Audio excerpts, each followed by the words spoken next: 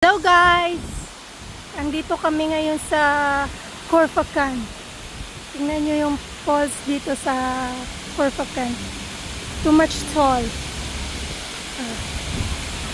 Ang laki-laki ng falls nila dito. Tapos ang bango-bango ng tubig. Siguro pwedeng kumuha dito ng tubig para gawing perfume. Kaya yan ang ano nila dito, mga spots sa Corfacan. Nasa city kami ngayon, rounding around din.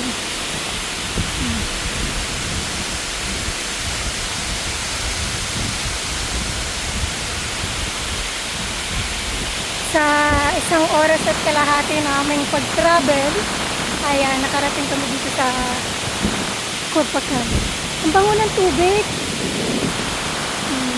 Inosente lang. Ayan. Ganda, diba? Bye-bye!